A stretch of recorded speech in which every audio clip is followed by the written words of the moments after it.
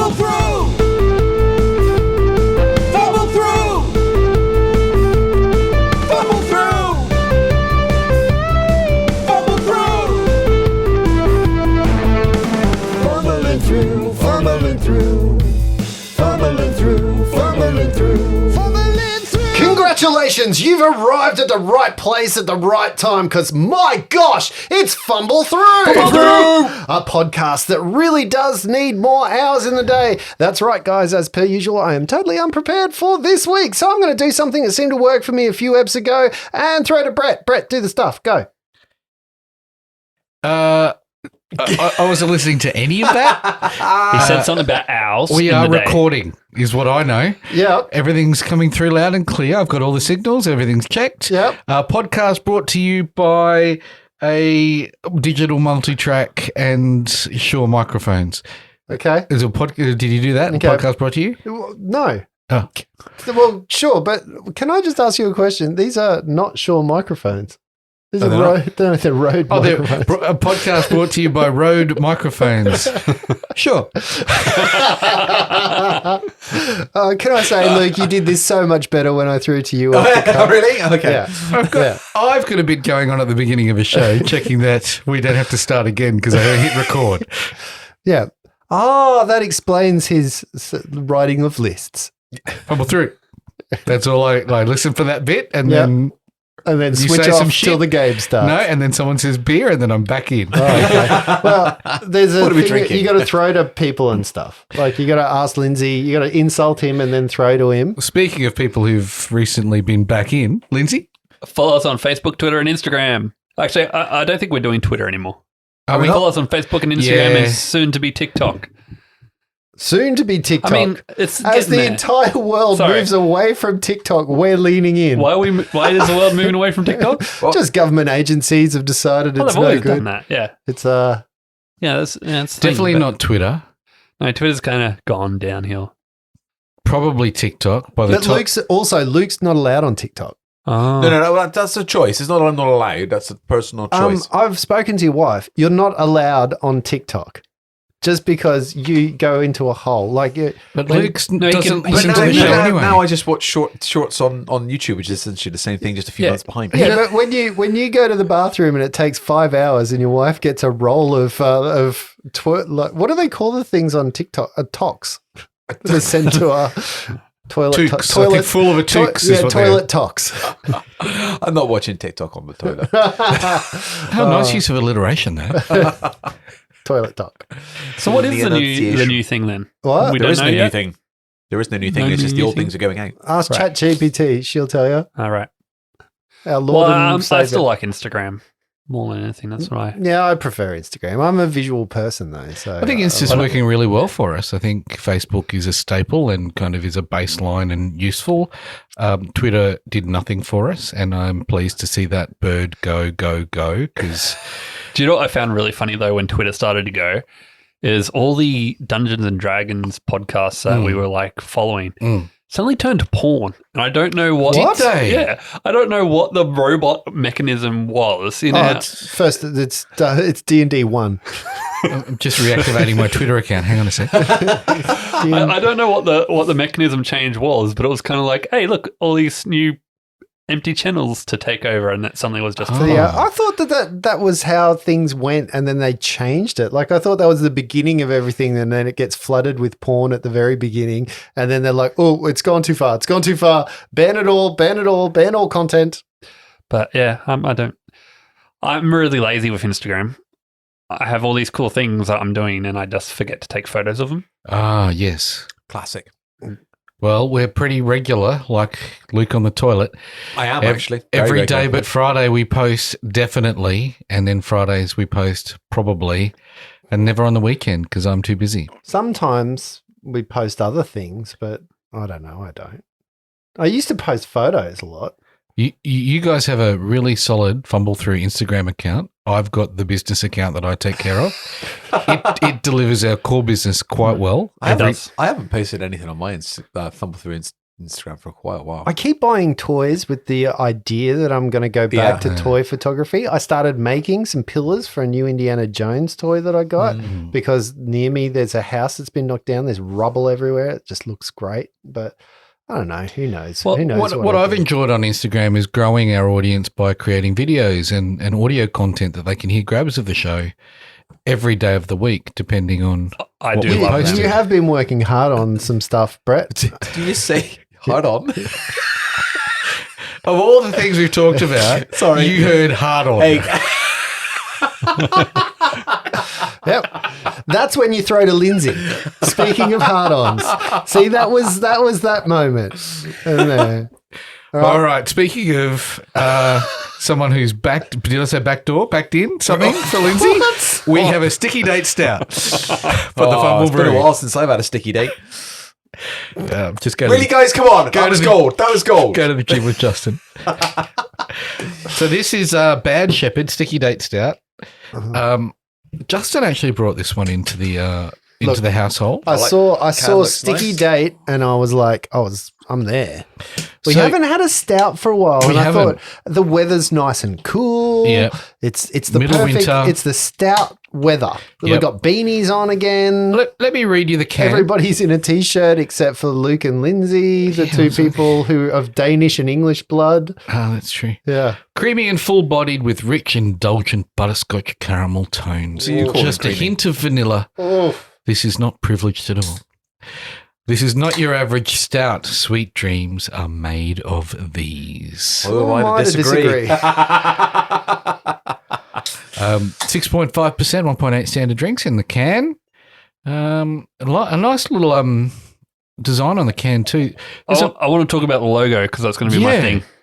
I have no idea what it is. I was about to say the same thing. It looks like a karma on a chain, maybe. It does have a sickle and a tendency towards some kind of Russian hieroglyph, I would think. I've also get a bit of tone of bull out of there. Is it? Okay.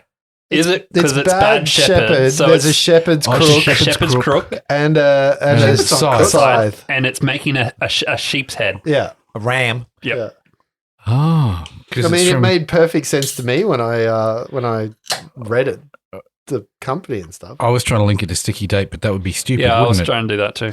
Because that's not the company's logo. That's the beer. If you're only going to put this one beer out, then that would make sense. I didn't but- say I'm going to do the logos well. It's just I'm going to do the logos. well, What logos? For what? I'm going to talk about the logos on the can Oh, right. because I don't know shit about beer. wonder where Brett. I'm pretty sure this isn't beer. I'm pretty sure this is Stout? Yeah, it is. This is a We stout. said that several times, Lindsay. Coke Good with job. Coke with chocolate milk on top. This is the Coke with ice cream. Yeah. Oh. This one comes from Victoria. This one. Sticky Vicky, you might say. So I just Am had I to. missing the trick here? I must go. We're all busy. I just was taking a photo as we do to put on our Instagram page, and I have you this. send that to me? I have this stout in front. I usually use like a black pencil case that I got as a present that says all my D&D shit. But it's so black that the stout You can't see blended the in, stout. and I had to move it away. Get it to smile. Ooh. No. Oh, Just fuck. hit a- That's it. I'm not doing any more that- tonight. Cool. No vanilla. My next line was going to be put it in front of the white ball, and I was expecting someone to make some quip about that. But All right. anyway. For those people that are listening that actually enjoy the part where we taste this, very sweet. It's got a very. I just had a coffee, so maybe that was the wrong Yeah. thing to do just before. But For that person that's listening that enjoys this part of the podcast, Hey, Frank. it is. It's certainly. It's Delicious. not. It's not bitter. There is a sweetness to it. you're right though. It's delicious. I love with a stout. There's this tingle on the sides and the back of your tongue that happens. That's where the effervescence kind of kicks in for me.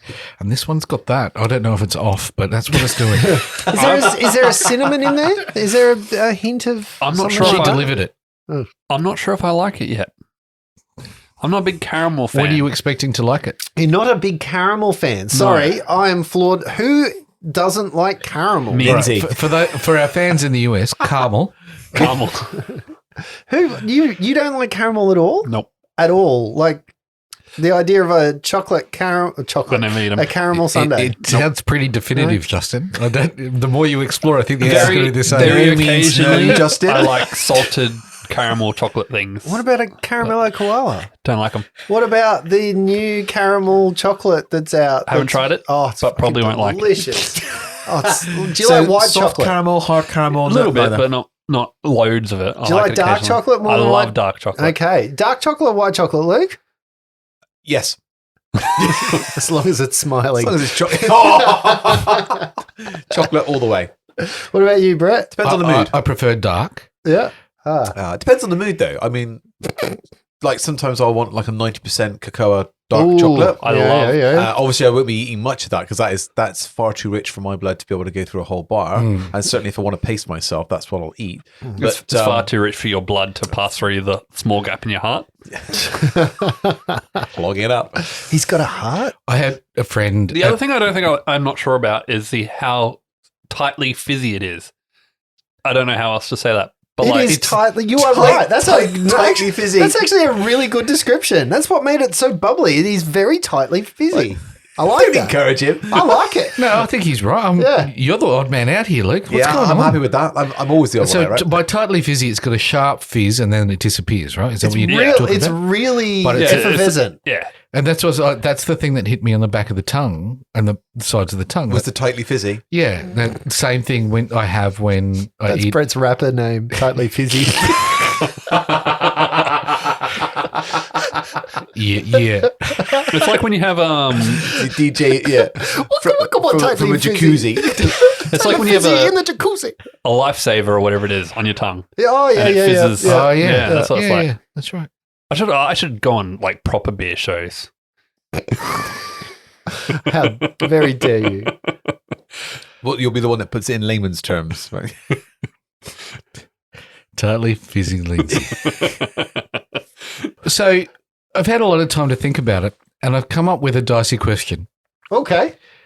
By a lot of time, I mean the last 10 seconds. Yep. I was thinking today about stories in my life that I share, but I have embellished. That there's stories that I've told that have grown over time that have become their own story in kind of fiction. Any good story is 70% truth and 30% embellishment. Yep. Right? So I'm asking you guys to tell me one of those stories today. Oh fuck. I'd like you to think of a story that happened to you and tell it with those embellishments. Now, I'll go first so you can think about stuff. And you may, at the end of it, unpack the bits that are not quite true if you feel like it, but I'm not going to do that. When I was in high school, we lived in an area and there was a lot of building work going on. So Bullshit. You never went to high school. best 12 years of my life, I think. And we would ride our push bikes through these building estates, and there'd be jumps, and there'd be riding through those new estates. There was always something cool to ride your bike through. And I was out riding with my older brother and my good friend Neil.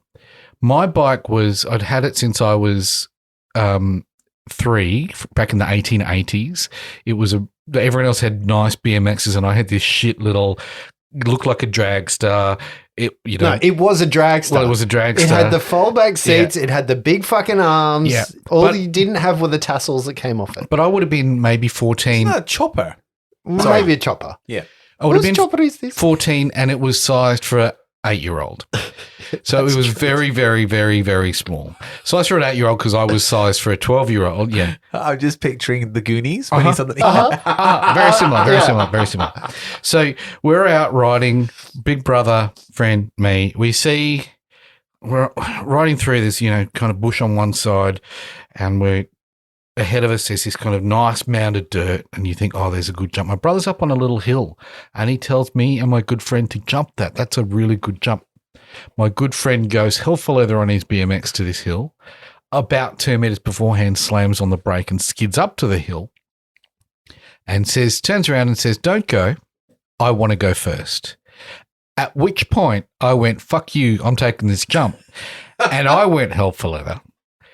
At about halfway up that ramp, I notice that there's about a 1-story drop into a very, very, very small creek on the other side of that hill. And I went over it. And then I landed in an inch of water and stood up, and my bike was broken in half. And I had a massive, massive cut on my forehead. At which point, I turned around, my best friend was laughing. My brother was laughing, and then they both looked at each other and went, oh, fuck. I jumped on my good friend's bike and rode home. And our house had back stairs up to a balcony up the back. And Justin was sitting there with my mother eating Christmas cake. Now, Justin's not a fan of Christmas cake. He's also not a fan of blood. And I run up the back stairs with blood piercing down my face. It was like the fucking Shining. And Justin's like, and I've just ridden maybe a kilometre to get home with blood pissing down. My friend still tells me to this day I never could get that blood out of my front fender on my bike. Justin almost vomits. Mum piles me in the car. We go to the doctor, and the doctor's sitting there going, look, look, look, packing on my skull. And a couple of centimetres, like half a centimetre more, and this would have gone into your brain. You'd be gone by now. But Jeez. And I've still got what I call my circumcision scar, which is on my forehead, from that experience. And that is my ever so slightly embellished story. I've got some embellishments. Oh yeah. Okay. First, you say you fell into an inch of water. It's funnier if you say, so I fell into an inch of water but landed on the one sharp rock. Because you did. Your bike went into 3 parts, because I was part of the rescue crew of that bike. It was in 3 distinct parts that we looked at. We went, why are we even fishing this out of this fucking creek? It wasn't worth it. It's not even going to. It was a solid death. Yeah, it really was. Yeah. So it was a jump designed for a rock. motorbikes. Because they used to, in the bushland, they used to have motorbike tracks there, and the motorbikes would come over the jump and jump over the top of the creek. Oh, was there another mound on the other side of the creek? Yes, it was a motorbike jump. There was a whole motorbike track that you idiots were on that you hadn't recognised. Well, if I had gone faster, I would have made that. In your chopper. It was a real Evil Knievel moment. It was more like if I hadn't braked halfway up that mountain, I chucked the brakes on. Now it wasn't hand brakes; it was the pedal backward brakes. Right? Okay, yeah. So the back wheel would have skidded. It would have kept my back wheel on the mound as I went down, and then the front wheel would have landed hard, snapped, and I went in. It was fun. I imagine Fonzie jumping a shark tank. Shark Tank. 3 guys saying, "No, I'm not funding you." Yeah. Once Donald Trump. Yeah.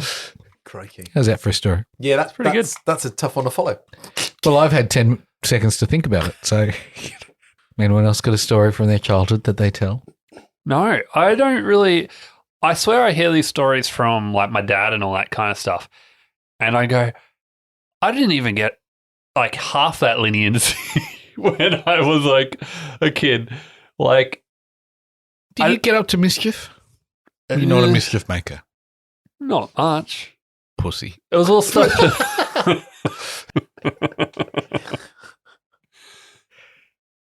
Yeah, all my stuff was kind of like, it's not impressive stuff. It was like, I changed the school's how to open Word to run GTA. Hang on. That kind of stuff. But that's pretty cool. But it's not really an interesting story to tell. But that's what the embellishments are for. The embellishments what make it interesting. Yeah. From mundane to My story interesting. was there was a lump of dirt and I jumped over it and hurt myself. I failed a jump. I don't know how you embellish that story. I have one. Did you have to sneak into the lab to do it? Like, how does this go about? How do you do this? Tell us the story of how you did this. I had done all my classwork and I was bored. And? So GTA was already on the computer? How did you hack into the computer? Were you on the school network? Were you Were you in a schoolroom? It was just one room with computers in it. And did you have to like solder things? No. Did you wear bra on your head? There is one story which I kind of embellish a little bit from back when this was after school and I used to play WoW a lot. Yeah. And I used to be in a really top WoW guild. And Is that the embellishment? No, it was pretty up there. But I was one of the first druids to hit level 60 in World of Warcraft on this server anyway. And I was in there because they always got druid gear and they never really had anyone to pick it up. So I was in there doing raids with this group and shortly found out that one of the leaders was Marcioka, which is Hero from Heroes. Oh, wow. So he was... Hiro Nakamura. Yeah. He was one of the guys that was... It was the Time Lord.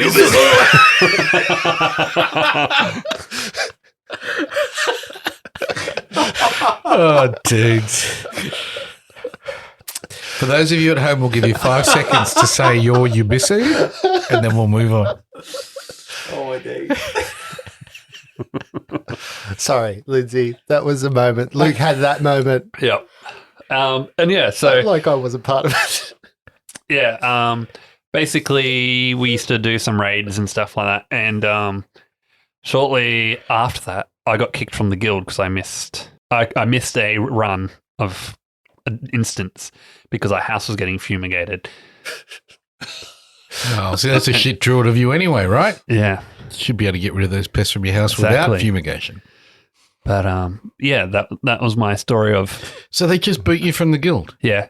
Probably should have found out the house was getting fumigated before, you know. Or let them know. Yeah, and then How many people are in a guild? You need 40 to run these dungeons back in the day. 40 people in one server. 40 people in a single dungeon, and you all had to talk on Discord and stuff. It was pretty... Back in the day, it was quite... Rating was quite a achievement to do. Leroy Jenkins. Right, okay. That wasn't a raid. That was just a 10-man. Oh. Yeah. 10 men, mate. 10 men. If you want to embellish that, Lindsay, when you say I was one of the first druids, you say I was one of the first druids in the world. Well, that was the embellishment. I don't think I was one of the first druids. Oh, I was the first druid well, I knew that got 60. You had me. But I don't know what number I was. I was the first druid I knew that was first level, so, you know. I usually embellish him to be a bit of a jerk, but he's a nice guy. Okay. Well, see, I feel like that's the embellishment Yeah. now. Well, hang on, you're druid or? Well, No, Hiro Nakamura. Oh, right, okay. Yeah. I don't know. I don't want to offend him in case he ever comes on the podcast. He's not coming on the podcast. Okay. We'll invite him, Yeah. and then 5 seconds before he comes on, we're going to kick him. Kick him out of the guild. So there was house. another incident with him before where Oh, yeah. this is where Here I'll it tell it. goes. Here we go. Here we go. Turns out I feel like you're telling this story perfectly. all his character names, and I didn't realize this until many years later, were anagrams of his actual name. So his name is Marcioka, and his main character was Kemiosa, which is just an anagram of his name. Yeah. And we didn't realize it earlier, but when we were in the guild, some like little pleb kept annoying me and a mate of mine, and his name was like Oki-sama or something like that. And we didn't know he was part of the guild. He never said anything. He just kept being a real like, help me with this, help me, and he just kept harassing us. And we basically went okay, and then just took him into the dungeon and got him killed a few times. And that was how one of my mates got kicked from the guild previous to me getting kicked for the other thing. But it was because he never told us he was in the guild. Oh, so you think he reaped bloody vengeance? No, I don't think he did it on me for that. But it was just, if he had explained himself, I don't know if it was because English wasn't his first language or whatever. Right. But that was kind of funny as well when we figured that out afterwards. Would one of the anagrams of his name perhaps be... Yeah, Bissell. You can put the shoehorn back. It was the long pause. What about you, Luke? Got a story? Oh, I don't know. I mean, when you say childhood, how far back? Anyway, yesterday. Yeah. I don't know. The beauty about them being embellished is no one knows if they're really true or not. So you can say, when that day I met Patrick Stewart, I polished his head. Thank you for saying head. Oh, I don't know. Justin, you go. Well, I was on a camping trip. No, see, now I was going to do a story like this. And I was there. We were at the Glasshouse Mountains. It's not the camping trip you think. Oh, okay. I was at the Glasshouse Mountains. I was there with my father, an elderly friend of ours that we'd sort of grown up with, who was a very statesmanly educator. He was a teacher for a very long time, taught English. He was a very proper man, the kind of guy that would wear a hat and a suit and a tie to places that you wouldn't expect. You know, those kind of people. Like camping. Well, yes. So we had decided that we were going to go on this thing. Brett was there. Yep. I remember. And we decided to go to a place because we wanted to climb the Glasshouse Mountains. So we wanted to go climb Mount Tippergargan, I believe it was.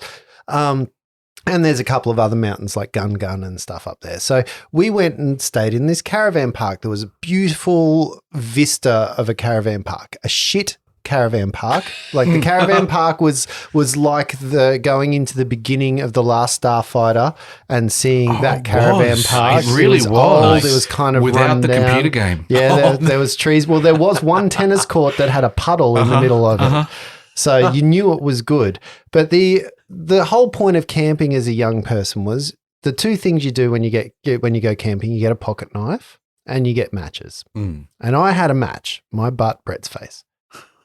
But what I thought was really cool at the time was if you take a match and you take a matchbox and you put the match on top standing up so that the match head is on the little striking part and you flick it, the match flies in the air and you can see this beautiful like rocketing flame go through.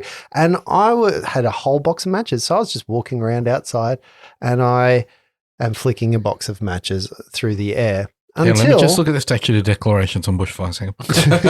Until there was a pine tree. Now, it was not wet, even though the tennis court had a puddle in the middle of it. That's what she said. The rest of it was bone dry. So this match hit the pine tree, and the pine tree started to catch on fire. Oh, gee. So this is the moment where I swap sides of this tale because Brett does tell this tale quite well, but I'm going to tell your side of this. Okay. So from the description that was told to me, the rest of the people that were there, my dad, the elderly gentlemen that were with Brett, they're all sitting there sharing a cup of tea, having a chat, talking quite well. Justin runs into the caravan, fills up a glass of water, runs back out again. 2 seconds later, Justin runs back in, fills up another glass of water, runs back out again. He then does this 3 or 4 times before it finally twigs what the fuck is going on. He's not just thirsty. At which time, Brett walks out of the caravan to look at me panicking near a fiery tree that is starting to actually take at this point in time. It's blossoming. It's not smoldering, and I'm throwing glasses of water at something water can't reach from a cup, and nor is there enough of it going. To which Brett, in his infinite wisdom, picks up a nearby hose, turns it on, and squirts the tree. How old are you in this? 8, 9, 10? No, I was older than that. Was it older than that? I was about 13. I'm kind of picturing it as yours. It was late primary, it was early high school. Yeah, high school. Because I was kind of picturing as your son's ages. No. No, you didn't get matches until you were in high school. Yeah, I think I was still in primary school. Remember, I got everything before you guys got it because there's a big age difference, so there was no rules. That's why I'm so well-rounded. I want it now. Pretty sure Brett's more rounded. Well played, sir. Well done. Yeah. Why? So that's my slightly embellished story. That was just I set fire to a tree and then tried to put it out with a glass of water. I have one correction. It's Mount Gungan. Gun. Oh, me, sir, got to climb the mountain, sir. Oh, no. No, sir. That's the same trip that elderly gentleman late at night didn't stop talking and then asked me, Brett, are you asleep? And I said, yes. And he believed me. Yeah, that's very funny. Yeah. All right, Luke, go. Oh. Okay, so there are some people at work that have been desperate to hear this story, and I've been putting it off until towards the end of the year. Oh, that's all we've got time for. In my early 20s, after returning from university, I had a bit of a drinking problem. I won't lie. Did you have a night guy? I did have a night guy. Yeah. He quite often was day guy as well at that particular point in my life. You're not allowed to say day guy. He was just Guy. So I would go regularly out to our local drinking amenities in Chipping Sodbury, the old high street. So lots of beautiful pubs that are about 400, 500 years old, stone built, just gorgeous. And drink Thursday night, Friday night, Saturday night, whatever. And then walk home. No, So that's not whatever. Yeah, That's a long weekend. Yeah. So we would walk home usually. We'd grab something to eat on the way back. And there's always like, where we would walk from, which was the high street, we'd come down into the nearing town, which is called Yate. And there'd be a car park, which is part of Tesco. So basically Tesco's a shopping chain. Yeah. Grocery. And there'd be like this place called Tiffany and Tomatoes, which was this kebab van there, and burgers and all that sort of stuff. And we would always get something on the way back from there and chow that down on the way. So this is in the winter, so it's cold. And in retrospect now, I didn't realize it at the time, but I used to suffer from really, really bad IBS. So we would be walking. Irritable Brett syndrome. That's right. Yep. It's all the kebabs. So we were walking back, and I had a bit of an episode where I needed to go to the toilet. Chili sauce issues. Yeah. So in my panic, trying to find somewhere where I could, do what I needed to do. Yeah. And essentially, there wasn't anywhere. So I ended up having to prop myself up against the wall on somebody's driveway and aggressively evacuated my bowel. On someone's driveway. How far away are you talking from a front door? From a front door, probably around about 6 meters. So if anyone wants to go to our Instagram, you'll see on smash tags the term aggressively evacuated. And the thing was, I was obviously after shedding several pounds, I needed to tie myself up. Not in cash. Yes, that's right. Yes, I'd liquidated the assets. That's for sure. And obviously, I needed something to wipe, so I ended up having to rip up my t-shirt to then. But you would have had a jacket. I had a jacket on, yeah. So I ended up cleaning myself up, and then walked the rest of the way home, throwing the tatters of my t-shirt into a bin, only with the thought of some poor person going out to the driveway in 4 degrees with a frozen puddle of Dude, I didn't even think of that. of the result of my evening. Oh, the Johnnies have been here again. Which is why Nycrin shits on everything. That's right. Yes, absolutely. Yeah. I described this story to some other colleagues at work and described this t-shirt because I actually love this t-shirt. It was gifted to me by somebody at university. And one of my colleagues last Christmas bought me a shirt that is almost identical to the very shirt that I actually destroyed in the making. Did it say like Choxicle on it? No. But yeah, Chockwedge. So I'm interested interestingly, in. there is not a single bit of embellishment in that stuff. I'm interested in. That is exactly blow for blow what happened. And I don't mind if this is where the embellishment happens. I'm interested in the physics of leaning up against a wall. So you know that exercise and evacuation. I don't know. There's a name for it. The exercise. wall sit. A wall sit. I did a wall sit, which is what they do to punish people. I have a question. and there was lots of me that got punished at that particular point. It wasn't just the sitting portion. It's That the sounds like abs and thighs It's at the the same splash time. I worry about. My question is, right, why did you have to do it next to someone's house? Was the only because we wall? were walking through a housing estate at the time. Why couldn't you just do it in the street? Or on a lawn? There were street lights on the lawn. Yeah. No, this isn't How Australia. droll. Yeah. Because it was What had cold. happened? Anywhere would have been better. I What think happened? you're missing the beginning of the story where he's been drinking for 4 days straight. Yeah. What had happened? There were rear approach houses, and I'd gone Sorry, down they were what? rear approach housing. So I'd gone down this street. you were what? I'd gone down this street in the hope of finding somewhere that was a little less conspicuous. And in the time that it took me to try and find that, it was like, oh It was no, too late. it's happening right now. I'm turtling. What am I going to do? So like that- my biggest fear at that point was obviously somebody was going to come out and go, what the hell are you doing? While I am literally urinating out of my rectum. Yeah. It's like that scene from Bridesmaids where she runs out in the wedding dress into the street going, it's happening. It's happening. Yeah. It's happening. It was exactly like that. I'm just thinking of all the times I've been to England, and most of them have like little tiny front walls before you get anywhere near the houses. Yeah. Where have you been? England. You're where in England? Lots of places. London, Yorkshire. Where the walls are. Yeah. Posh I wonder places. if those poor people walked out the next morning. They're like, "That's a really terrible Banksy." Well, Hopefully, the thing I'm worried about is how big it had spread before it froze. Yeah, so they walk out and just hit it and Yeah. slip. Ooh, ice skating across a. Yeah. And I'm assuming this is a pretty small village, right? The Yates is a small place. So yeah. the story would have travelled. I don't know. I don't know if anybody would Did it- admit let- that they had. How many Okay. people know that were with you while this was One taking place? other person. I'm wondering if the story ever came back to you. I'm going to search for the newspapers. The phantom shitter. They exist. What year was this? They exist. No, wait, don't say that. Don't say it because you've already said the place. Yeah, true. Don't say True. the year. Don't narrow it down. Just send me the year. So I'm going to try and find. Yeah, I'll get a picture. Give me a ballpark. I was about 22, Okay. 23. So you, So hang, 20 years ago, actually. hang on a second. You were a scientist at this point. No. You knew what an emulsification emulsion yeah, was. true, actually, yeah. I was an unemployed ex-student, yeah. Well, that's thanks, a perfect segue. into the shit that we're in. Lindsay.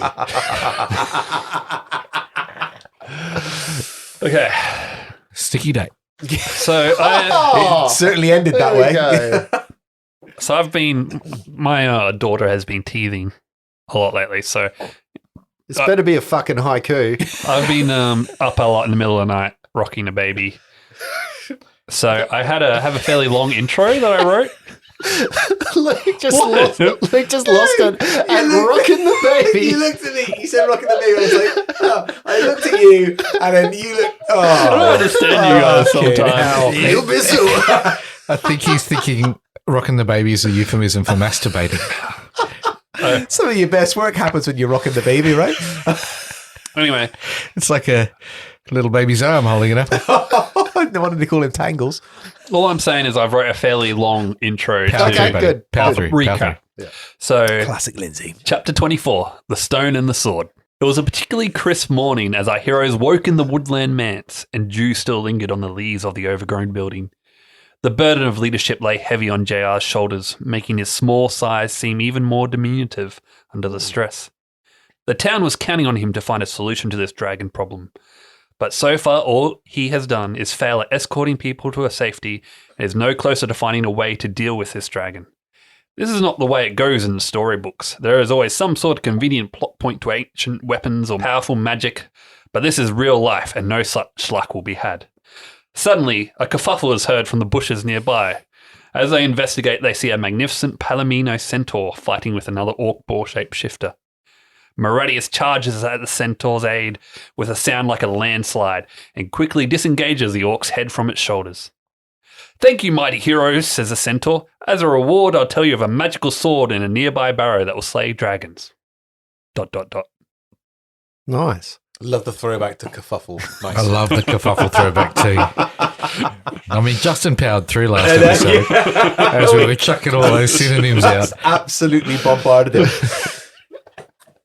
Yeah. So you guys find yourself traveling. You have been given a map from a scroll that the centaur gave you, and you have started on your way, moving what you think might be around 40 miles away. It's not close, but it is north of the Neverwinter. 40 miles is like, what, 10 days travel? 2 days. Okay. Yeah. If you walk in. So you are Fuck off. you are moving. You are moving. I got 40 now. Well, someone's going to have to carry cute. me because otherwise I'm going to be walking slow. Better than Because- 25 are over here. 25. But You can travel roughly about 24 miles in a day. I'm 25 on foot, but that's because I go around in circles pecking Yeah, the yeah, floor. yeah. yeah, but you could carry me and we get there half the time. I could. Fine. 3 days it is. Can you roll me a percentile dice, please, Brett? Get me dice. Blah, blah. Brett, can you do the intro? Fucking fuck. 46. 46. The weather is cool, but fine. Cool, man.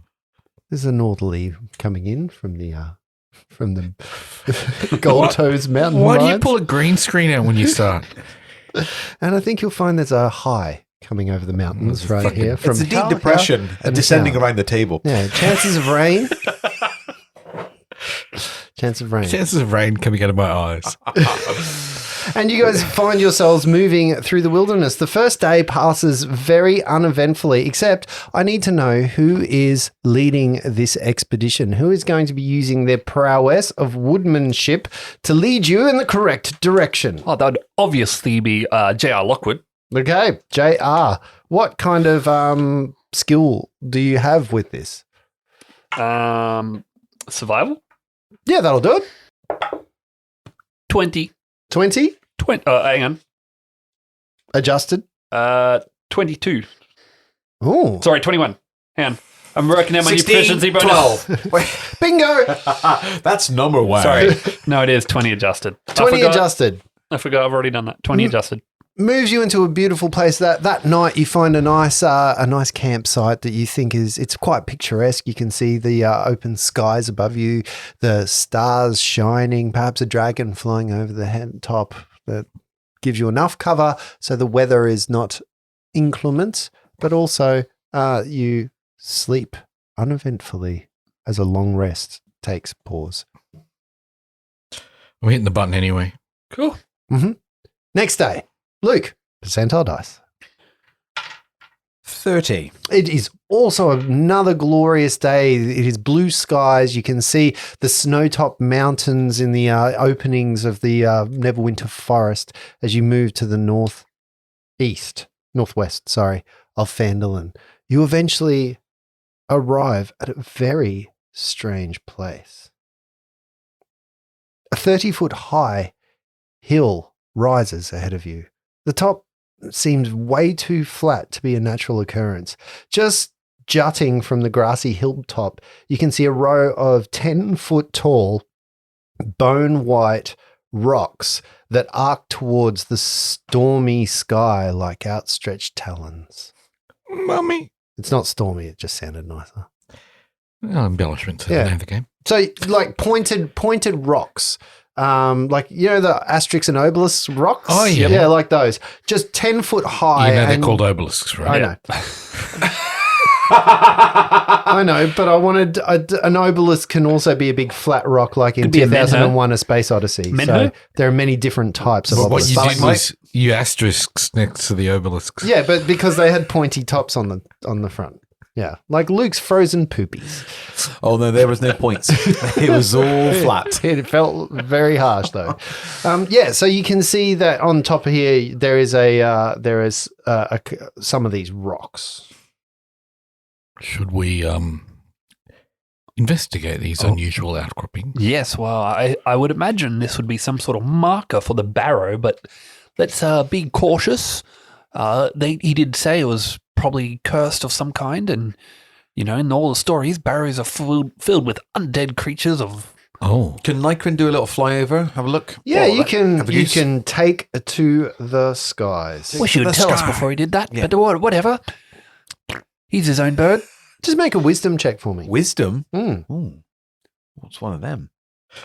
an insight check. Oh, if you want me to do an insight? Okay, yeah. Sorry.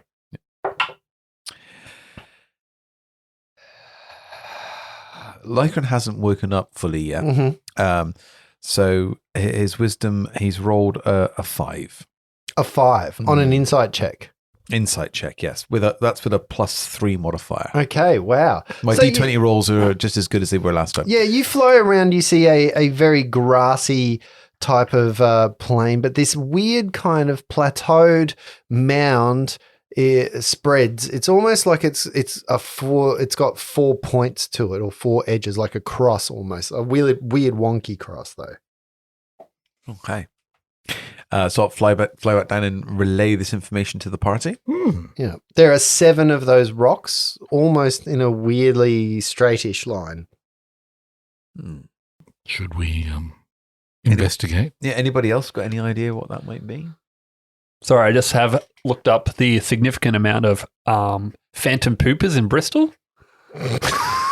That's quite a lot to go through. Apparently, it's a place to poop in public in Bristol. Shit town. Wasn't in Bristol, but there we go. He was in Yates. Yeah, which is part of Bristol, right? Yeah. All right. Yeah. Anyway, Whoa. I think we'll just approach and What time of day is it? Morning, isn't it? As you've been sort of, it's more in the afternoon because you spent Okay. a full day of travel to get here. Let's try and get some. So from height, there's nothing remarkable here. Not that I could see, Okay. save for what I've already told you. well, as we know, our Barrow is an underground place where they bury the dead. So Ah, you'd imagine there wouldn't be much to see from the top. I imagine maybe an entranceway somewhere up there, but we might need to look for that. Let's go up and check it out then.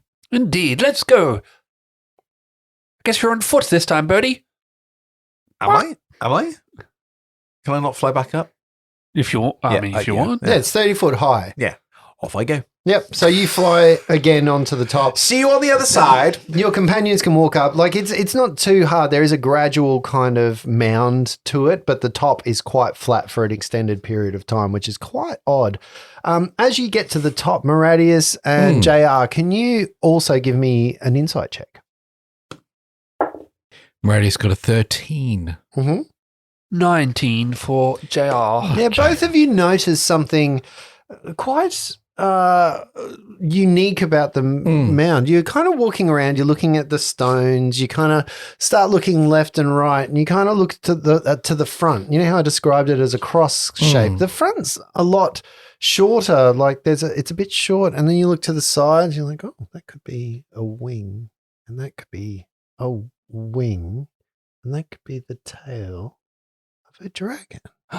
A mighty worm, and these stones are each the spine of the dragon. Oh. Put Hang it on. down. Have we actually found the dragon? The or? barrow is in the shape of a dragon. And you they're believe. definitely stones. It's not bones, right? No, they're definitely stones. Well, he was a renowned dragon killer. So obviously they've done this to honor him. Yes. Quite the honour it is. Yeah, indeed. I don't know how Bird Brain missed that from upstairs, but whatever. Look at all these seeds on the floor. Remember his eyes are on the sides of his head. Oh, yeah, true. Yeah, so you guys start looking around the mound. Are you doing anything else at all? Well, Can I cast Detect Magic? you certainly can. JR's going to go. There's only, as far as I'm aware, for dragons, there's only an entrance and exit point. So I'm going to go to the entrance point. You tell the stories. You should know. So you start heading towards The the head. rear end? No, that's the exit point. Okay. Doctor, That's not that kind of dragon. my rear entrance is sore. Well, it will be if you keep calling it an entrance. You move to where you think the head of the dragon would be. It's just a mound, a flat mound. There's no discernible entrance. It's just a grassy mound like all the others. It has a tapered side that goes from 30 foot to 20 foot to 10 foot in almost a 45 degree. Can I see the head? It's just a mound in the shape of a dragon. Oh. Like imagine a big earthen kind of mound that somebody sort of approximated Gotcha. the shape of a dragon, like big outstretched wings. Like imagine the Gotcha. shadow of a dragon flying over. Yep. And then they just raised parts of it. Gotcha. Yeah. So maybe at one point it was a little more affixed or decorated like a dragon, but remember this is years and it's gone out of memory, so it's quite overgrown and stuff around here as well. Do I ping anything with my Detect Magic? 30-foot range. No. Or do you land? Because Nothing- if not, you'd just be getting the top layer of soil. No, I said, yeah, see you up there. So I'd gone up, I'd flown up, right. flown up to where you are. No, nothing pings magical other than your compatriots and whatever Okay. magic you and So they that have goes on for them. 10 minutes. Yep. Yep. Okay. Meredith is going to start checking out the rocks, making sure, like, you know, doing an inspection on each of the spines, but also communing with the rocks as he would. If there's anything special about them, he'll touch them and try and take on their properties as he does when he finds new stone. Okay. Just make a perception check for me. Oh, hello. 17. You move around these rocks, as you're rubbing your hands weirdly over them and taking on some of their discernible patterns. They're quite white. Are they? Yeah, they've been starched, Bleached. bleached. That's the word I was looking for. Bleached white in the sun and where they are, open, exposed to the elements and stuff. And you see one of them, the one that's the third from where the head is, where JR's sort of poking around. You're like, this is quite strange. I don't believe that this is actually embedded into the floor like the rest of it. It kind of, you get the idea it might be some type of a plug or like some kind of, some door or Right. JR? Yes. I have been leafing through your books. Oh, yes, yeah. Normally these plugs happen at the other end. Oh. Dumb ways to die. This one doesn't look quite so secure. Oh, do you want to try giving it a push or a pull? Or Yeah. Meredith is going to, with all of his strength, try and remove the plug. Okay. I'll Give me go a up to strength supervise. check, an athletics check, if you will. Time to drain the swamp.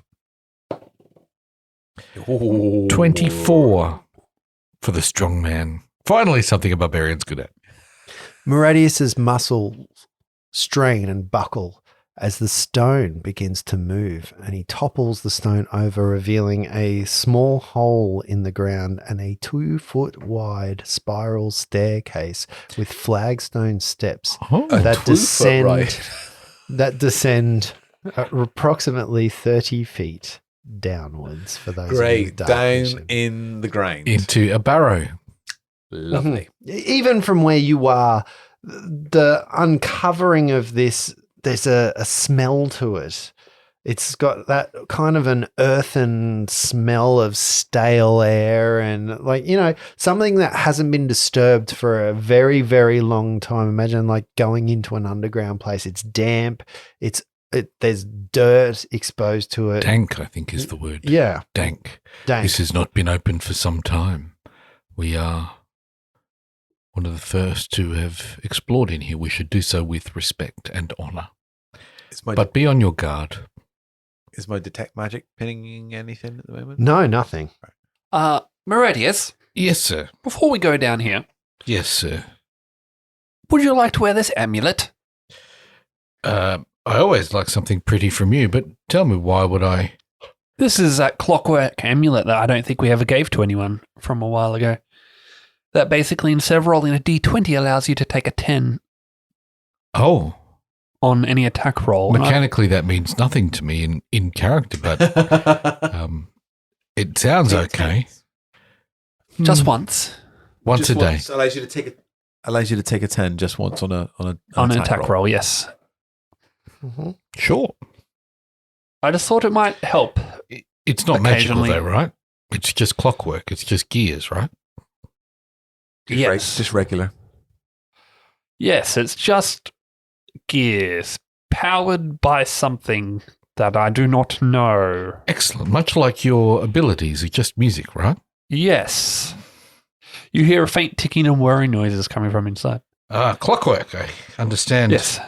That makes perfect sense. Yeah, when you make an attack roll while wearing the amulet, it can forego rolling the d20 to get a 10 on the die. Once used, this property can't be used again until the next dawn. The beautiful thing about D&D Beyond is it has it in there, and I have added it to my inventory. He said beautiful D&D. I did. It's a wondrous item. It is a wondrous item. And just a wonder that I have is who's leading this foray down the stairs? Maradius will start heading down. He doesn't So mind down the Moradius, who ground. goes next? I'm just going to light a torch, first of all. He's not going to go stupidly. This thing was hidden. He's going to check for traps and go carefully. I'll and go behind cautiously. Moradius because I've got the detect magic, but I am not happy about being underground. Okay, and then JR, who lights a torch for visibility and stuff. Just an idea. Dark vision, Maradius? No, Dark vision. I don't see colour. Nitro? No. And No. dark vision, JR. I'm trying to look at that, but no, I don't think so. Okay, so you didn't know it went down 30 foot till the torch was lit. And then that gave you an idea. And you start descending downwards, down, a very finicky stone spiral staircase. You can see Slowly checking.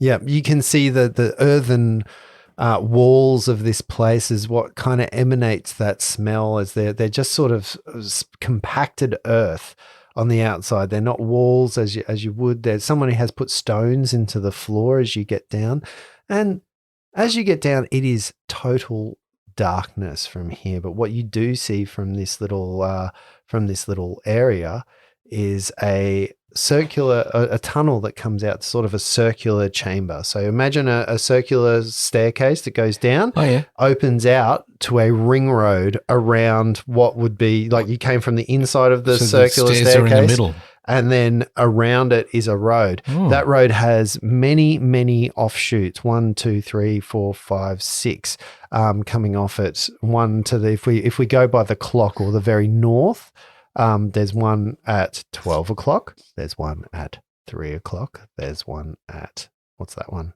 there?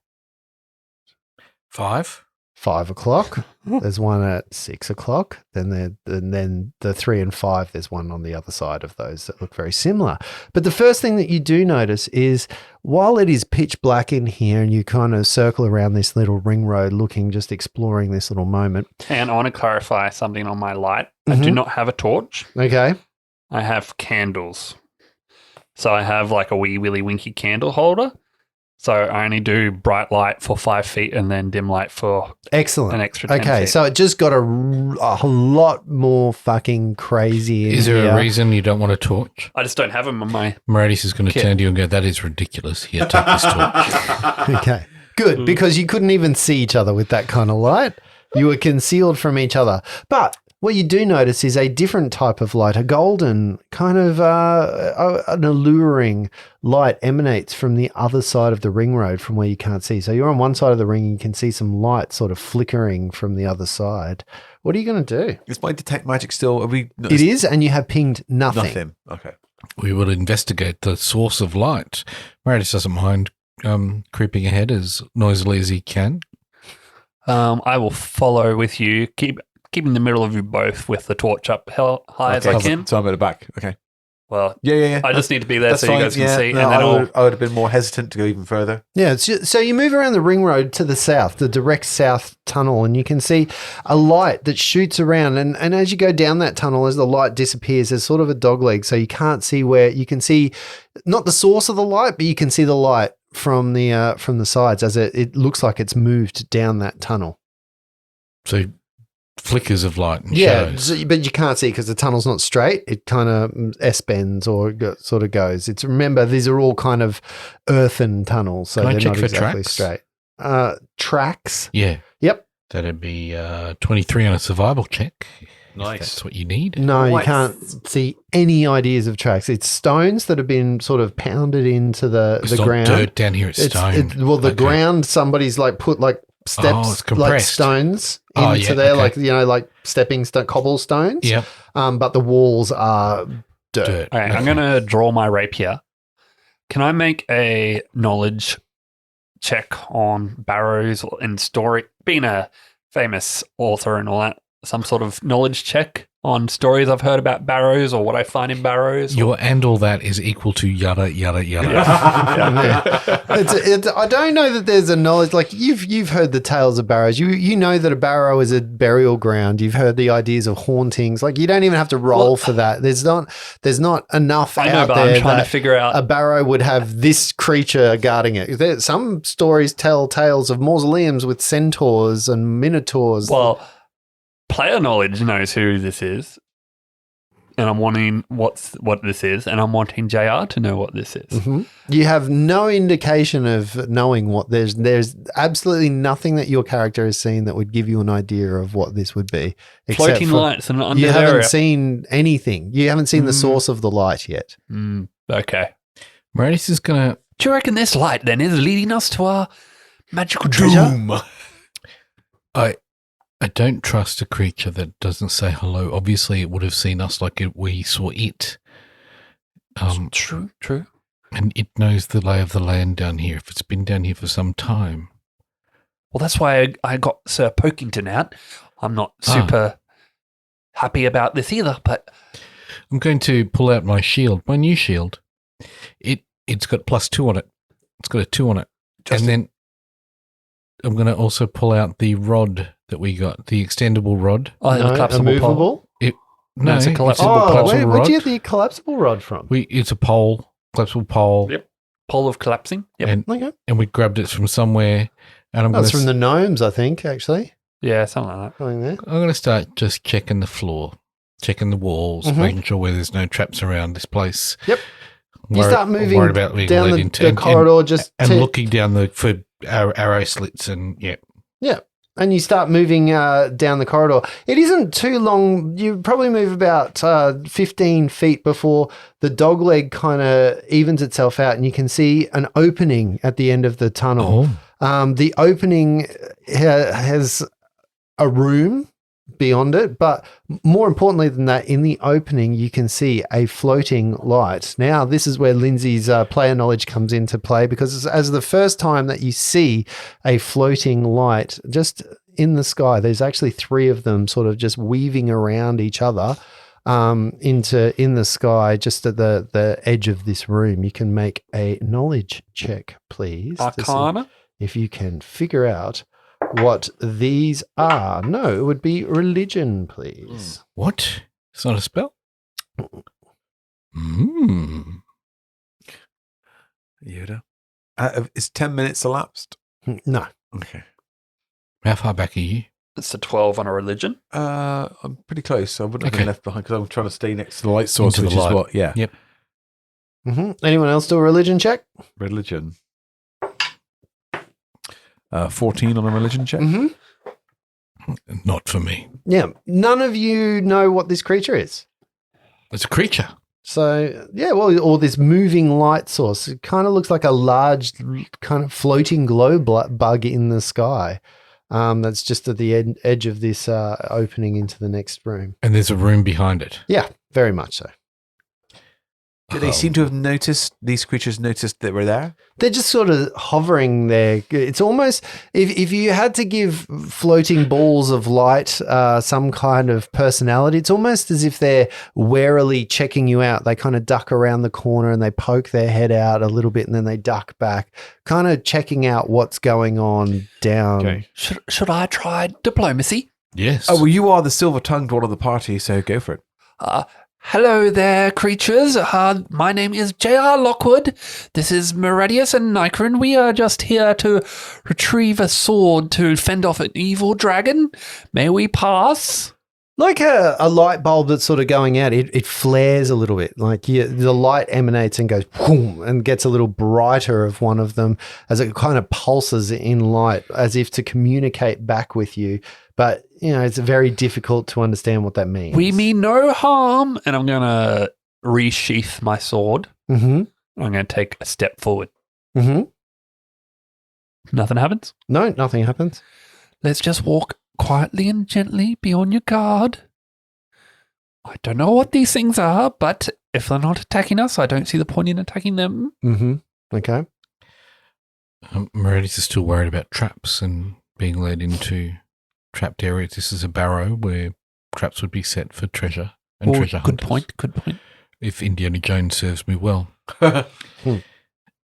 So he's just going to keep going slowly, like with you, but checking 10 feet out with that pole. Mm-hmm. Just make a perception check for me. I should probably do passive perception. No, I shouldn't. Did you see my Actively dice roll? looking, isn't he? I'd love for you to do a passive No, perception. don't want to. With 7 on my perception Yeah. at +4. Yeah, you start like Daredevil. You're kind of moving along. Tap, tap. Yeah. And, is the marching order the same? So it goes, or have you moved into the front of this part, JR? I wouldn't let him move to the front. I'd keep my shield in front of him. I'm still going to be like chatting to him going, we will even return this sword back to its rightful place after we are done. We just need to borrow it. I'm just trying to reassure these things. Will we? Yeah, yes, we certainly will. We just need to save this town from evil dragons. Are these actually creatures or? I have no idea. Boom, boom. The floor falls away beneath Maradius's feet. Oh, fuck. As a trapdoor 10 foot wide and 5 foot, it's 10 foot long and 5 foot wide, opens, revealing below it rusty old swords that are embedded into the floor of the pit. The tops are covered by kind of wooden planks that you think had a thin layer of earth that has just given way as you fall down, taking. Hand of danger sense help you there? Can I take a acrobatics? Can I try and grab him before he falls? No. See, I had a look at this. You don't even get a dex check in this game. You just fall. There is no, unless I'm doing it wrong. You have something called danger sense. Yes, only with a dex check does that help. All right. It's advantage on dex checks. All right. Never mind. Yeah, it just says here, and I'm just going to quote, any creature that steps onto the pit falls into it, taking this much damage and impaling itself. This kind of trap. Yeah. This is what I'm talking about. This. You fall down and you kind of crack weirdly on the wooden splinters, giving you 1 point of bludgeoning damage. Ooh. However, it's the 4 swords or the 1d4 swords that you could possibly land on that are going to give you tetanus. 3 of them find your body. Fuck. Taking 3 points for the first one, 2 points from the second, and 1 point from the third, as you lie at the bottom of a pit trap surrounded by rusty swords, 10 foot. 10 foot. It's not fun down here. I don't recommend it. Are you okay? Yet. Nightcrane, are you able to get him? It's only 10. Are you able to climb out? Yes. He's going to use his pole, extend it, create a lever, kind of leverage himself out with the 10-foot pole. Yep. With the assistance of your party, it's not super hard. Great. You pull him out, he gets out, and then you kind of look and go, oh, shit, he should probably have gone out on the other side of the hole. And you find yourself back in the corridor. Just a peek behind the curtain here. Guess what the perception check to find this trap was? 25. Nope. 10. 7. 10. Fuck. 10. I did all the things. I did all the things right. Yeah. He got a pole out. I gave him a +2. Oh, fucking hell. What was your passive perception? Passive perception, which I'd love him to use, is 14. Yeah, No, but no, it's because you were actively searching. Actively. I gave you extras for the pole. I'm putting the pole away. I'm not checking anymore. Yeah. Meridius, I misspoke. Sorry, guys, when I said that it was a 5x10. It's 5 foot square, 10 foot deep. Okay. So it's not 10 foot long. Right, so it is literally in the 5 foot square Easy enough to before the opening of the room. And you can see the light sort of teeter a little bit as if they're laughing at you. They flicker and they teeter a little bit and they sort of retreat around the corner Would you like me to heal you? No, let's leave it until I'm a little bit more. You sure? Yep. I could, okay. No, now's not the time. Those things need to get fucked up.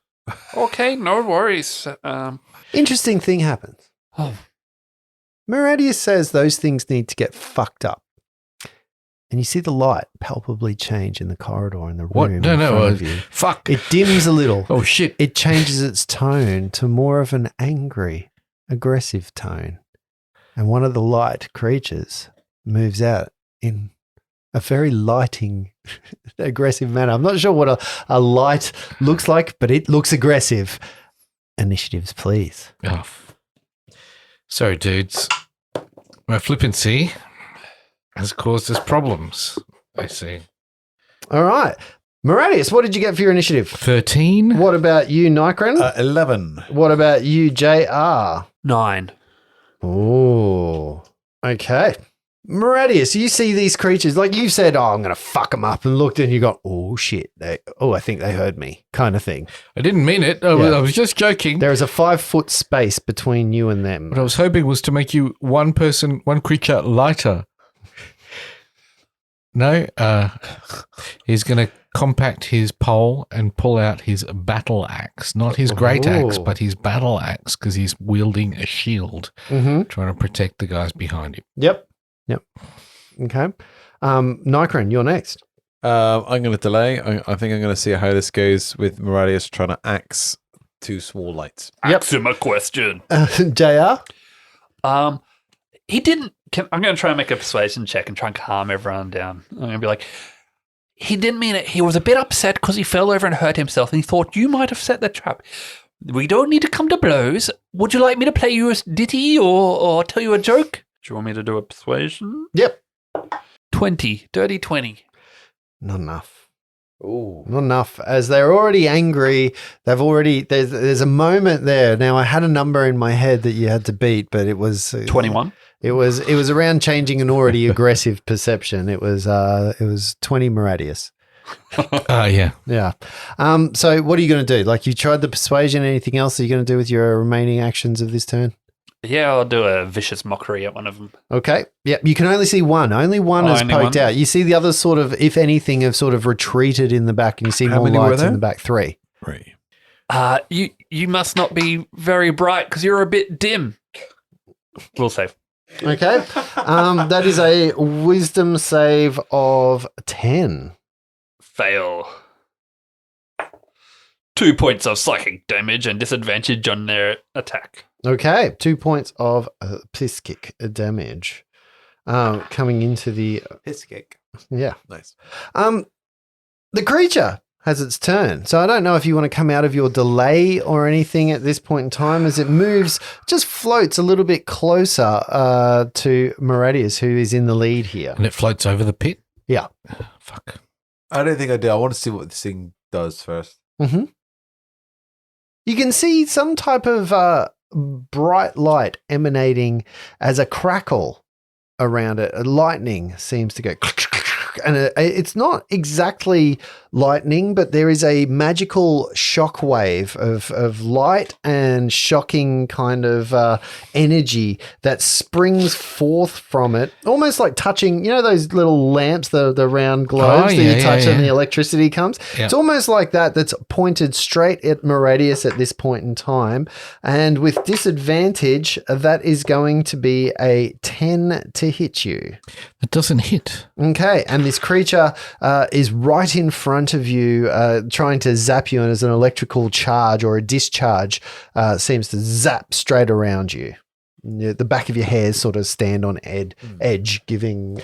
I don't think these are friendly. It's just tried to attack me. No. Nikron, unless you want to go, Meridius. Round 2. Sorry, hang on. So it's 5 foot in front of him? Yes. And over the pit? Yes.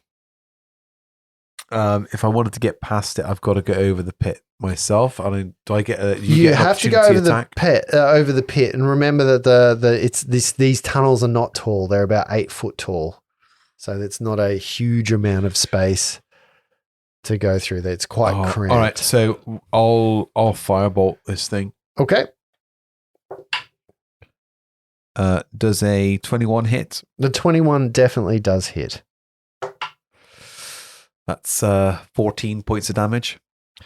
Fuck. Your firebolt splats into it, and it kind of hits a light barrier around it, dissipates, and you feel like nothing really happened. Your shields are up. Flared up. You didn't see any signs of discernible damage or diminishing of light or anything like that. You feel like none of that got through. Do I? Okay, because it's of its nature of fire, or we're level 5, right? Correct. Yes. I should have done 2d4 damage instead of 1. Oh, you're a bit of disappointment, Lindsay.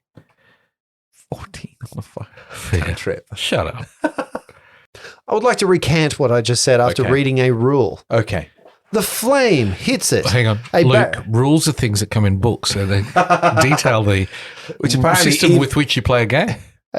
A barrier does deflect some of it, but the damage is lessened. How much damage was that? 14. 14. You don't feel that all of that 14 came through. How much do I feel went through? Not all of it. Some of it? Most of it. A portion? Fuck all. I believe. Excellent. Yeah. So that is Nikron is now going at the top of the round. That brings us to Moradius. Moradius likes to think of Nikron going at the bottom of the round because he's going at the top of the round and he's going to try and hit it with his battle axe. Not thinking too much is going to come of this, but 18 to hit. 18 is not going to strike this creature. Its little balling light kind of zips out of the way. As he's slowly getting mad. He's getting angry. It's using your momentum against you because you're on the edge of a pit. It's kind of, you can't get a good purchase on against that. You kind of put your foot against the wall to try and go, and it ducks out of the side. J.R. Lockwood, what are you going to do? Vicious mockery again. Okay. I'm going to be like, your mum is so fat she's darkness. 9 this time. Fail. So now I've remembered I'm level 5, so I get to do 2d4 psychic damage. Okay.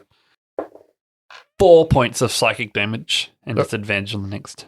Okay, 4 points of psychic damage. Interesting. That brings it to its go. Again, Moradius, you're the only target that's right in front of it. And again, you see the shocking start coming out and disadvantage.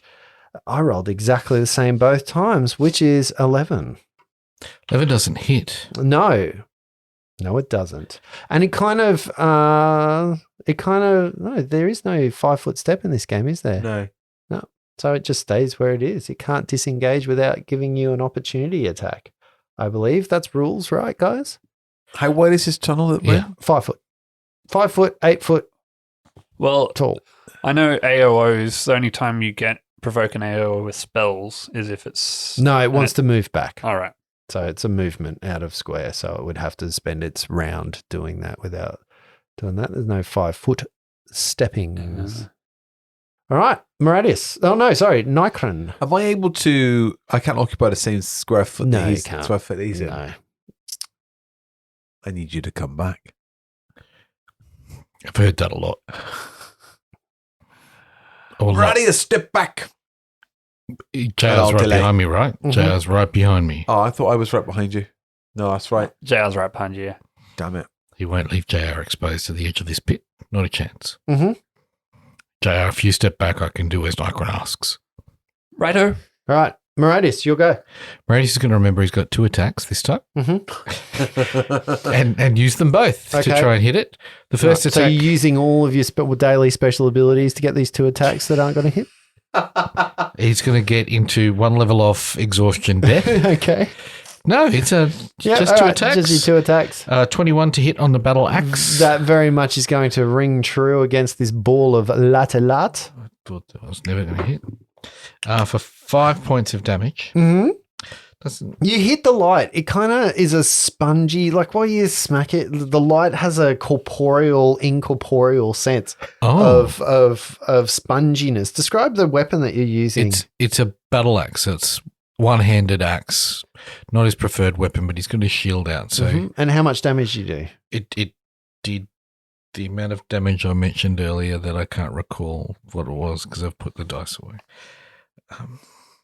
I want to say 4 or 5, maybe. It was I thought it was D8 plus 6. 2. I feel like it was 6. Let's say 6. I'll give you the benefit of the doubt.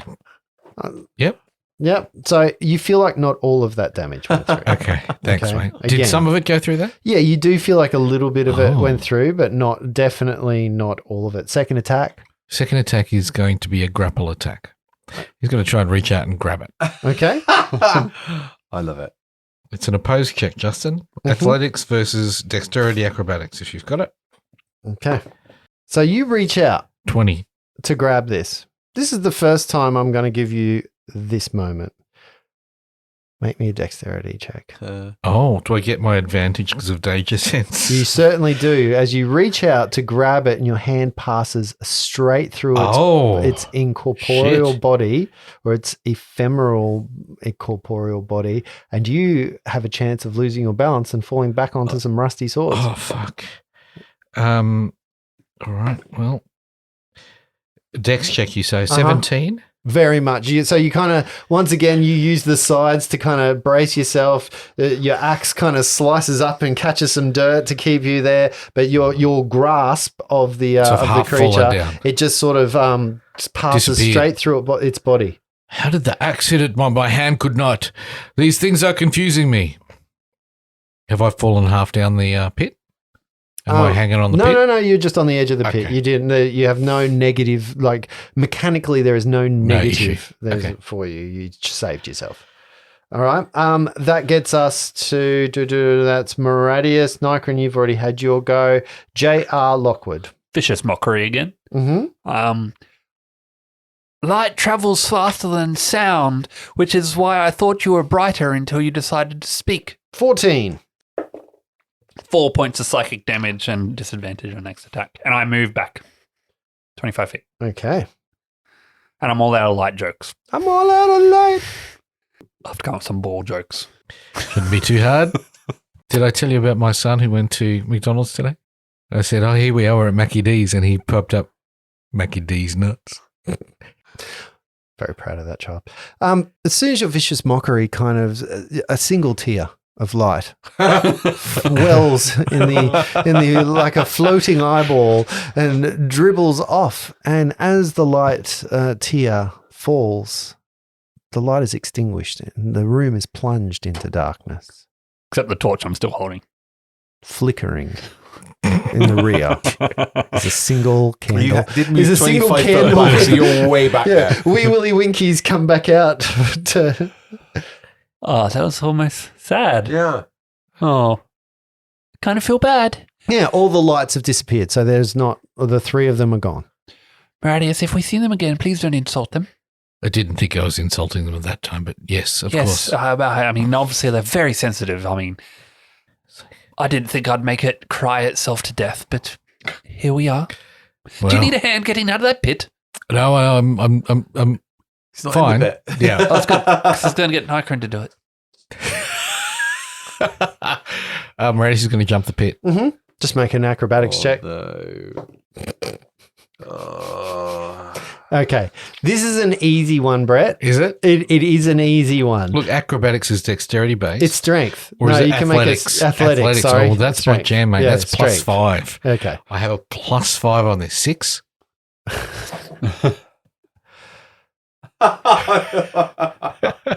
So How many swords? as you strike the wood once more, you take 5 points of bludgeoning damage as you seem to have found the one twirl of wood that is going to hurt you, and you this time land not only on the original 3 swords, but on one extra. All 4. Get them all this time, don't worry. Didn't know that one was there. Out of 1d4, I rolled 4. Excellent. So first damage, 4. Second damage, 3. Let's see if I can do it. 3. So that's 7, 10, 12 points of slashing damage from the swords that, again, impale you. You feel your jaw starting to tighten and you're help me. Fucking swords, turn off. Last time I didn't collect all the swords. This time I've done a proper job of it. Now, if you want to jump across, it's the time now because I have effectively covered these swords from doing anyone else some damage. I was just going to see if Nikron would fly me across after seeing that. I'm going to throw you. I don't got the room to fly myself across. I'm going to do a feathered jump, which I'm hoping will give me advantage. Mm-hmm. So can I throw him first? Are you going to throw him or Oh. is he going to jump? Is it athletics Like or acrobatics? the real question here is, what kind of strength are you rocking, Nikron? Oh, all the best types of strength. Like with your hollow bird bones. If it's acrobatics, I'll take it. Emotional it's an strength. athletics check. I don't want to do it. It's 5 feet, right? Yeah. I'll It's do 5 it. foot jump. I'll take a jump. Take a 10. Can you take a 10? Hmm? Can you take a 10 with it? This You can't take 10 This in this isn't game. Pathfinder. What? You can only take 10 if you've got a clockwork amulet. Yeah, I was going to say, we literally were talking about take 10s not 10 minutes ago. I'm not even going to bardic inspiration myself. I'm just going to do it. I'm just going to go for it. You can't fall on a sword. I'm on them all. Dumb ways to die. 17. Oh, fucking hell. Sure. The very nimble halfling jumps straight over to the pit, lands on the other side. I see it's torch not- in hand. So I I'm gonna- see it's not an underwear day. I'll jump across. you it. don't Do I- even have to. You, Okay, can, okay. you can just glide I have straight someone across. else's. You are easy. I So am safe as houses. Nykron gets Straight across, over. and I assume that you guys pull Maradius up into No, into he's the all right. room again. Weirdly, he's also covered in feces. Would you like to be It's healed his own. now? Yes. And you That was a find, definite ouchie. while you're being healed, you find yourself in a weird kind of room. It looks like at some point this room had been carved out, and you can see the accoutrements of like horseshoes, and in the corner you see like a little alcove that looks like it's got bones inside it, Oh. and next to the bones you can see the remains, or almost entwined with them, the remains of leather. And some buckles and some other things that even from where you are, just make me a perception check, actually. 11 points of healing from Cure Wounds. Ooh, that's nice. That's very good. Thank It's you. nice. 11 Look, on he's the actually perception. healing. Um, Right, Mike, get into one battle. I got no more healing left. Yeah, just make a perception check. Yeah, Nykron got 11. 11. Maradius is not going to make a perception check. He's passively going to look around. Nonchalant. Yeah. Yeah. He's Like he's not really looking. not trying to look. Yeah. Do you want me to do that too? Yes, please. Healing and perceiving. Perception. 21. Amongst the leather that seems to have rotted, you can see some metal clasps and things that almost look like a saddle was once here. Oh. Oh, I said it all I've been to first. places like this. Oh. Yeah. So this is in a very southernmost alcove of this room. You can also see there's an alcove to the east from where you are. So as where you're standing directly to your left, there's an alcove that goes that way as well. Have you still got tech magic up, or is that It gone? depends. No, because I've cast other stuff now because it Alright. requires concentration. I don't think we've elapsed more than 10 minutes now anyway, unfortunately. Okay. Let's keep using the pole as effective as it is to check for more of those pits. Yep. 'cause- No worries. Mhm. Do you want some inspiration? Are you okay, or do you know? Well, I could give you a rousing speech if you want, but I just, oh no, I'm fine. No, it's just those creatures are ineffective. Okay, well, in without battle even being as a super fighter. rousing, I do believe in you, Maradius. thank you. If we get this sword, you could save this whole town. could I? Oh, thank you. I mean, it's not like me or Nykron could wield. I mean, I probably could, but I probably would not be as good as you. Come on then, 5 foot at a time. All right. So which way are you going? You going down to the southern alcove where the bones are to investigate that, or are you going to the eastern alcove? To the saddle. So the saddle, You're yes. going straight to the saddle? Yep. All right, Maradius, as you move to the saddle, you get within about 5 foot and you can see the bones on the ground start to move, knit themselves together as the bones, almost like a magnet, form a giant skeletal horse. The saddle itself is, even though it's on tatters, forms a saddle on the back of the horse, and the horse kind of looks at you in its undead, bone-like way, yet it nuzzles I pulled a sugar cube. Oh, against your shoulder as a horse would, and it kind of neighs on the ground, like, that kind of Oh, who's a good bays on the boy? ground. It kind of looks at you as if craving some attention. What a good horse. Who's a good boy? Maradius is going to let JR step in and do what JR does, which is be nice to things. I'm going to pull a sugar cube from my bag Mm-hmm. because, even on the road, JR doesn't have just normal tea. Mm-hmm. Who's a good horse? Mm-hmm. Do you want an animal handling? Or Yeah, you can give me an animal handling check. 10. Which is enough. It seems to be quite friendly. It kind of tries to eat the sugar out of your hand. It kind of just crunches it and it falls straight out of its bony skeletal But the saddle's remains. still on its back. The saddle is still on its back, as if it could be ridden.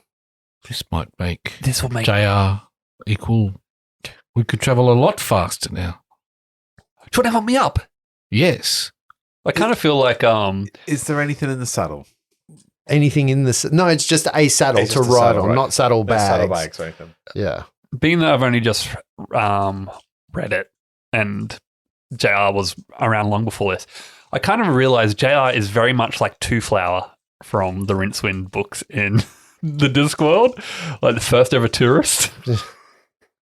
Not afraid of everything, so yeah, I'm going to get Meradius to help me up into the saddle. Yep. As you're doing that, Nikron, you notice there's a small plaque from where the bones of the horse were. Okay. You can, Can I go and have a look at the yeah, look? you kind of go and in an ancient tongue that you recognise as Ye Old Common, you read a plaque that says, "Here lies Scofflin, Scofflin. a beast could never be found." Scofflin. Is that your name? Is that your name, Scofflin? And it kind Who's a of good horse? rears up a little, and kind of bristles with that. And Apparently, it was a fat horse. It was a beast. no, he always sings like that. He's just a little horse. Yeah, and essentially, just so that you've got here, this steed has the statistics of a riding horse, except that it's undead, and it will act just like a horse. You Cool. now have yourself an undead riding horse. That's pretty cool. Job done. Let's leave. This is awesome. Best magic thing I've ever gotten. Yeah, It's not magic. I don't know how the fuck you're going to get it out of here. It's not magic. Find a 2 way. foot step. It's Yeah, I don't know how they got it in. I certainly don't know how they expect you to One get it bone out. at a time. Yeah, that's right. So That's what she said. Yeah, and then you have another alcove that goes to the east. Oh, well, it's It's just in. yes. It does +5 to hit, So do I. 2d4 +3 bludgeoning damage. 1d8 plus 2. I know, I'm just saying, for a horse. Yeah. For a horse, it's got the same to hit as me, and I was it's gonna got say. 2 to 8, not 1 to 8. Yeah. Plus 3, not plus 2. It's so good. So good, this game. I can read. Well, I now get to walk 60 feet. Oh, fucking on the slowest again. And Meradius is going to check out, stomp down that eastern tunnel. Well, we're all coming, I guess. You go down to the tunnel and you see at the end of it, again, it looks like there's some type Sorry, of he's going to earthen, keep checking for earthen traps. collapse in this, and a smaller, very, very tight, 2 foot wide, kind of narrow tunnel you could crawl through almost extends from here amongst the earthen collapse. Yeah. How far back does it go? 2 feet. No, it's 2 feet wide. Like essentially, it's a 2 feet kind of tube that you could crawl through. It seems to go as far as your light can. Meradius Can has tell no you. problem with an enclosed space like that. Nikron, you coming? And then he Lakeman's crawls through the starts spelunking, I think is the word. I hop Twitching. off Scofflin. I'm like, Scofflin, you stay here, and I will be right back. Mm-hmm. Unless he can follow me by like. Mm-mm. There's nothing in here, and I did double check this. There is nothing in here, and nor do I want to give it to you that you can take this skeletal horse apart and then put it back together again. That would be ridiculous. You said it was like magnets. I really want awesome. that. You know what? Fuck it. You can pull a bone out of this fucker. You can put the bones in a bag, and you can call the horse to you. If it dies just like an undead horse would, because it won't go to -0. Like that, there is a point where an undead creature will become re-deaded. But if you put the bones in a bag, fuck it. I will let you move this fucker around. Thank you, Justin. This is the Celestial Lion take 2. Concertina horse, I think is what we're calling it. Yeah. And for all the people out there, I instantly regret this. Thank you, Justin. I most appreciate that makes it worse. Yeah. When he says thank you like that and he's nice to me, I just know that he's going to use it for the worst possible fucking thing that I can I just love how- possibly The do. accordion horse. Yeah, I just love how many useless items I have. I have Yeah, a cloak that he's just billows Gonna dramatically. run past and just fucking sleep strike. Going to push the bones through a locked door. Yeah, here we go. Shove it up the dragon's nostrils. In there. Rancor style. Size of a horse.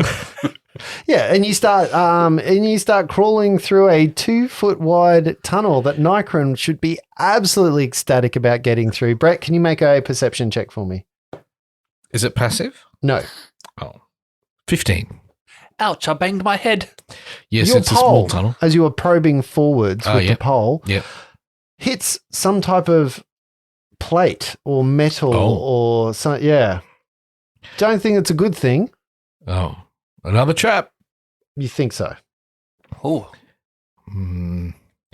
I can check it out, but I'm not very good at checking them out. Do you want to have a look? yes. We might all need to back up. Back it up, back it up, back it up. Beep, beep. Okay.